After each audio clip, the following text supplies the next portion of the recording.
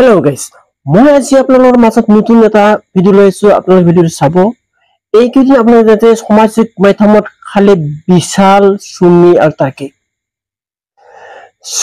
আৰু তাৰ্কিক সন্ধানহীন হৈ আছিল লুকাই আছিল ক'ত অন্তৰ্ধান হৈ আছিল এই লৈ এটা সামাজিক মাধ্যমত তুলপাল লাগি গৈছিল কিন্তু এতিয়া সুমি আৰু তাৰ্কিক আত্মসমৰ্পণ কৰিলে তেওঁলোক কেনেকৈ ক'ত কাৰ লগত যোগাযোগ কৰি আত্মসমৰ্পণ কৰিলে সকলো তথ্য বা বিতংকে মই আপোনালোকৰ মাজত লৈ আহিছো আপোনালোকে ভিডিওটো শেষলৈকে চাব আৰু যিসকলে ৰবিন ব্লগত আজি প্ৰথম আহিছে তেওঁলোকে প্ৰথমে সাবস্ক্ৰাইব কৰি ল'ব তাৰ পিছত শেষলৈকে চাই ভাল লাগিলে লাইক আৰু কমেন্ট বক্সত যাই কমেন্ট এটা দিব তেন্তে আহক আমি সম্পূৰ্ণ বা বিতং তথ্যখিনি চাই লওঁ অৱশেষত সুমি আৰু তাৰ্কিক বৰাই আত্মসমৰ্পণ কৰিলে সুমি আৰু তাৰ্কিকৰ আজি পুৱাৰ ভাগত ডিব্ৰুগড় আৰক্ষী থানালৈ লৈ যোৱা হয় যোৱা নিশা সুমি আৰু তাৰ্কিকে আছিল জিমখানা ক্লাবৰ অতিথিশালাত আৰক্ষী নিৰাপত্তা বেষ্টনীৰ মাজত সুমিক আটক কৰা হ'লে আত্মসমৰ্পণ কৰিলে তাৰ্কিক সুমিক ক'ত পোৱা গ'ল এই বিষয়ে কোনো তথ্য সদৰি কৰিব বিচৰা নাই ডিব্ৰুগড় আৰক্ষী অধীক্ষকৰ এই ভাষ্য শুনক because তদন্ত চলি আছে এতিয়া আৰু আমাৰ ইনভেষ্টিগেশ্যন আৰু প্ৰচিডাৰেল পাৰ্ট কিবা আছে এই ডিটেইল ষ্টেটমেণ্ট আমি ল'ব লাগিব আপোনাৰ সন্মুখতে আহিলে এইটো মই নিজে যাম ভিতৰতে ইনভেষ্টিগেশ্যন আৰু ডিটেইল ষ্টেটমেণ্ট লোৱাৰ পিছত আমি গম পাম টিএফ টিম আমাক ডিটেইন কৰাৰ পিছত হেণ্ড অভাৰ কৰিছে আৰু আমি ডিটেইল ষ্টেটমেণ্ট আমাক পিছত দিব পাৰে কেছনে ষ্টাৰ্ট কৰা নাই আমি যোৱাৰ পিছত ভালকে প্ৰচিডাৰেল পাৰ্ট আমি কৰি তদন্ত আমি আপোনাৰ আৰক্ষী অধীক্ষকে কোনো ধৰণৰ কথা ক'বলৈ বিচৰা নাই সকলো কথা এছটিএফ বা এছআইটি ফাললৈ ঠেলি দিছে তেনেহলে সমগ্ৰ কাহিনী বুজি লওক কেনেকৈ সুমি বৰা আৰু তাৰ্কিক বৰা ওলাই আহিবলৈ বাধ্য হ'ল সমগ্ৰ ঘটনা এনে ধৰণৰ আছিল সুমিৰ দেহৰ অৰ্থাৎ তাৰ্কিৰ ভাতৃ অম্লানৰ কাম কাজৰ গতি বিধি নিৰীক্ষণ কৰি আছিল এছটিএফে অম্লানে বিহাৰৰ মুজাফৰনগৰত বাহৰ পাতি আছিল দেখা গৈছিল মুজাফৰনগৰৰ অম্লানৰ মোবাইল ঘনে অসমৰ বিভিন্ন প্ৰান্তৰ পৰা ফোন আহিছিল সন্দেহজনক ফোন লগতে আৰক্ষী নিশ্চিত হৈছিল এই অম্লানৰ সৈতে সুমি বা তাৰ্কিৰ যোগাযোগ আছিল অম্লানে সুমি আৰু তাৰ্কিৰ হৈ এজন শীৰ্ষ অধিবক্তাৰ সৈতে কথা পাতিছিল এনে অৱস্থাত অসমৰ আৰক্ষী সঞ্চালক প্ৰধান জে.পি. সিঙৰ নেতৃত্বত বিহাৰৰ আৰক্ষীৰ সৈতে যোগাযোগ কৰা হয় আৰু মুজাফৰনগৰত গ্ৰেপ্তাৰ কৰা হয় অম্লানে অনলাইন ট্ৰেডিঙৰ সৈতে জড়িত নাছিল যদিও সুমি আৰু তাৰ্কিক সুৰক্ষা দিয়াৰ অভিযোগত তেওঁক আটক কৰা হয় ইয়াৰ পিছতে অম্লানক সোধা পোছা আৰম্ভ কৰি দিয়ে লগে সুমি আৰু তাৰ্কিক যথেষ্ট বিপদত পৰে এইখিনি সময়তে মহানগৰ আৰক্ষী ক্ৰাইম ব্ৰাঞ্চে যোৱা 24 ঘণ্টাত এক নতুন কাম আৰম্ভ কৰে গুৱাহাটী ঘৰামাৰাৰ তাৰ্কিকৰ বাসগৃহ এই ঘৰতে তাৰ্কিকৰ পৰিয়াল সদস্যৰ সৈতে পিতৃ মাতৃ আছিল ঘৰামাৰাতে বাহৰ পাতি আছিল সুমিৰ পৰিয়ালৰ সদস্যসকলেও এই দুইটা পৰিয়ালৰ সদস্যসকলে যোৱা 24 ঘণ্টাত মহানগৰ আৰক্ষী ক্ৰাইম ব্ৰাঞ্চে ঘনে জেৰা কৰিছিল সুমি আৰু তাৰ্কিকক আত্মসমৰ্পণ কৰাৰ পৰা ওলাই আহিবলৈ হেঁচা প্ৰয়োগ কৰা হৈছিল হেঁচাত সুমি আৰু তাৰ্কিক যথেষ্ট বিপদ পৰিছিল ইতিমধ্যে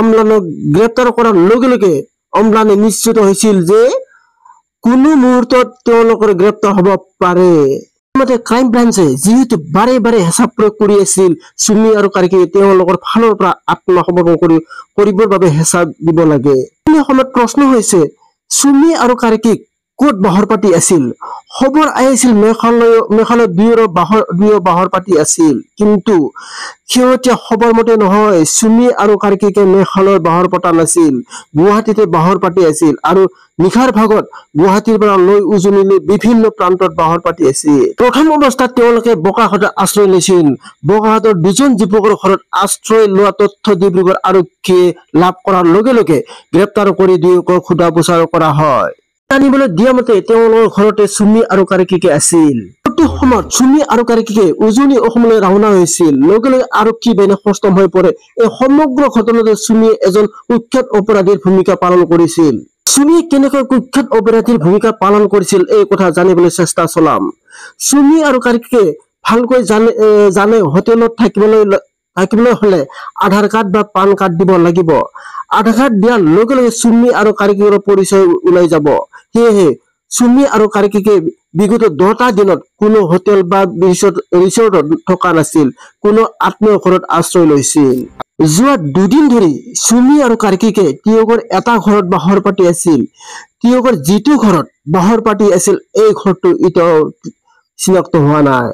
তেওঁলোকৰ এটা ঘৰত চুমি আৰু কাৰ্কিকে এমাহৰ পূৰ্বে গৈছিল। লগে লগে সন্দেহ কৰা হয় চুমি আৰু কাৰ্কিকে বাহৰ পাতি আছিল নেকি, কিন্তু ঘৰৰ গৰাকীয়ে কয় তেওঁলোকে বাহৰ পাতা নাছিল।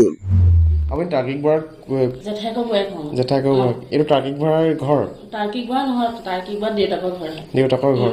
যিহেতু অভ্যৰ্থনা এইখন চোতালতে অনুষ্ঠিত কৰিছে, যিহেতু চুমি বৰা এতিয়া আত্মসমৰ্পণ কৰাৰ পিছত আচলতে তেওঁ মন্তব্য প্ৰদান কৰিছে যে চুমি বৰা 8-9 দিন ধৰি এই ঘৰখনতে আত্মগোপন কৰি আছিলে। এইটো একদম অসত্য কথা কৈছে, কাৰণ চুমি বৰা বিয়াৰ পাছৰ পৰা ইয়ালৈ অহাই নাই। এইটো মিছা কথা কৈছে, তেওঁ কেতিয়াও নাই অহা ইয়ালৈ। আমাৰ ইয়াত কেতিয়া আহিছিলে? শেষবাৰৰ বাবে কেতিয়া আহিছিলে? বিয়া পাছদিনাখনেই গুচি গ'লগৈ তেওঁ, তেতিয়াৰ পৰা আমাৰ ইয়ালৈ নাই অহা। যদি ইয়াত থকা নাই তেওঁ বাৰে বাৰে এই ঘৰখনৰ কথা কিয় উল্লেখ কৰিছে? সেইটো এতিয়া তেওঁহে জানিব কেলে কৈছে। তেওঁ সুধিলে হ'ল আৰক্ষীয়ে, তেতিয়া গম পাব নহয়। আৰক্ষী আহিছে নাই ইয়ালৈ? নাই আৰক্ষী নাই অহা। আত্মগোপন কৰি থকাৰ পাছৰ পৰা আৰক্ষী ইয়াত এবাৰো খবৰ বিচাৰ গোচাৰ কৰিবলৈ আৰক্ষী অহা নাই।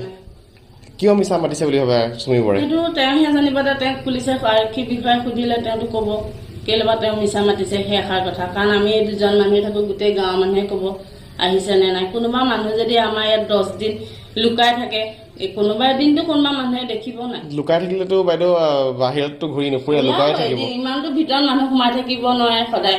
এদিন নহয় এদিনটো ওলাব, আৰু সিহঁতিটো খোজকাঢ়ি অহা মানুহ নহয়, সদায় গাড়ীত অহা মানুহে। কিন্তু এতিয়া প্ৰশ্ন হৈছে চুমি আৰু কাৰ্কিকে ক'ত বাহৰ পাতি আছিল?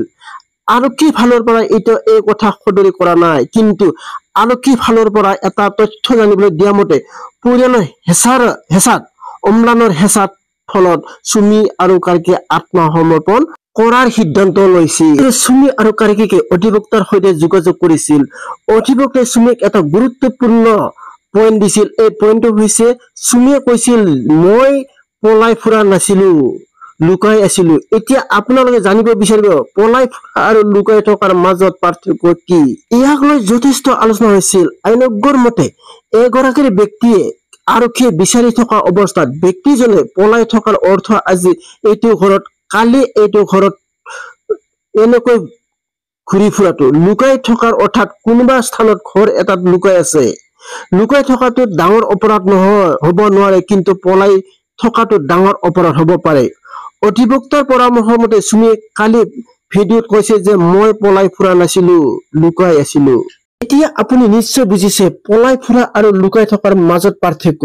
কিয় চুমিয়ে এই ধৰণৰ মন্তব্য আগবঢ়াইছিল? যিয়ে নহওক চুমিৰ সন্ধানত আৰক্ষীয়ে ব্যাপক তৎপৰতা আৰম্ভ কৰি দিয়াৰ লগে লগে শেষ মুহূৰ্তত পৰিয়ালৰ হেঁচাত চুমি আৰু কাৰ্কিকে আত্মসমৰ্পণ কৰাৰ সিদ্ধান্ত কৰে আৰু এজন সাংবাদিকৰ সৈতে যোগাযোগ কৰে। সাংবাদিকৰ সৈতে চুমি আৰু কাৰ্কিকৰ ঘনিষ্ঠ সম্পৰ্ক আছিল। এই সাংবাদিকৰ পৰামৰ্শ মতে চুমি আৰু কাৰ্কিকে তেওঁলোকৰ থকা লোকেশ্যন আৰক্ষীলৈ প্ৰেৰণ কৰে। লগে লগে নিশাৰ ভাগতে STF দলে তেওঁলোকৰ এই ঘৰটোত উপস্থিত হয় আৰু চুমি আৰু কাৰ্কিক এই স্থানৰ পৰা লোৱা হয় আৰু তেওঁলোকক লৈ যায় ডিব্ৰুগড় জিমখানাৰ ক্লাবত ৰখা হয়। আজি জিমখানাৰ ক্লাবৰ পৰা ডিব্ৰুগড় থানালৈ অনা হয়। এতিয়া থানাত চুমি আৰু কাৰ্কিক সোধা পোছা কৰা হৈছে। আমি জানিব বিচাৰিছো চুমি আৰু কাৰ্কিকৰ শাস্তি কেনেকুৱা হ'ব। আমি সকলোৱে জানো চুমি আৰু বিশালে মিলি প্ৰবঞ্চনা কৰিছিল। প্ৰায় 80 কোটি টকাৰ লেনদেন হৈছিল বিশালৰ যোগেদি। চুমি এতিয়া সমস্ত দোষ বিশালৰ ওপৰত জাপি দিব বিচাৰিছে। অভিযোগ আহিছে চুমিয়ে বিভিন্ন ব্যক্তিক প্ৰভাৱিত কৰিছিল বিশালৰ তাত ধন জমা কৰাৰ বাবে। এই পৰামৰ্শ মতে বিভিন্নজনে বিশালৰ তাত ধন জমা দিছিল, কিন্তু এই পৰ্যন্ত এই ক্ষেত্ৰত আদালতত আৰক্ষীয়ে চুমিৰ বিৰুদ্ধে প্ৰমাণ আনিব পৰা নাই। এইটো প্ৰশ্নৰ বিষয়। কোনো ব্যক্তিয়ে সন্মুখলৈ আহি কব নেকি চুমিক মুঠ 50 লাখ টকা দিছিল বিশালক দিবলৈ? সাধাৰণতে কোনো নকয়। এইটো কোৱাৰ লগে লগে ইনকাম টেক্সৰ তদন্তৰ আওতাত এই ব্যক্তিজন আহি পৰি যাব। গতিকে এনে অৱস্থাত 3 মাহৰ পিছত চুমি জেলৰ পৰা মুকলি আকাশৰ তললৈ গুচি আহিব নেকি? আৰু বিশালৰ কি হব? বিশালৰ বিৰুদ্ধে এই পৰ্যন্ত নিৰ্দিষ্ট প্ৰমাণ সংগ্ৰহ কৰিব পৰা নাই। বিশালৰ সৈতে কেইজনমান ব্যক্তিৰ টকা বিনিয়োগৰ বাবে চুক্তি পত্ৰ লাভ কৰিছে, কিন্তু আইনজ্ঞ মতে এই কোনো ক্ৰিমিনেল অপৰাধ নহয়, এয়া ফৌজদাৰী গোচৰ। ক্ৰিমিনেল অপৰাধ নোহোৱাৰ ফলত ৰাইজৰ ব্যাপক হাৰত প্ৰবঞ্চনা কৰা চুন্নী বিশাল অথবা কাৰ্কি 3 মাহৰ পিছত মুকলি আকাশৰ তললৈ আহিব নেকি? এই সমগ্ৰ বিষয়টোলৈ ইতিমধ্যে ৰাজ্য চৰকাৰে CBIক তদন্তৰ দায়িত্ব দিবলৈ ওলাইছে। CBI তদন্তৰ দায়িত্ব ল'ব আৰু ইয়াৰ পিছত ইনকাম টেক্সে তদন্ত কৰিব। ইয়াৰ পিছতহে দোষীয়ে কি শাস্তি পাব এয়া সিদ্ধান্ত হ'ব। গাইজ, আপোনালোকে চাই আছে ৰবিন ব্লগ ইউটিউব চেনেল।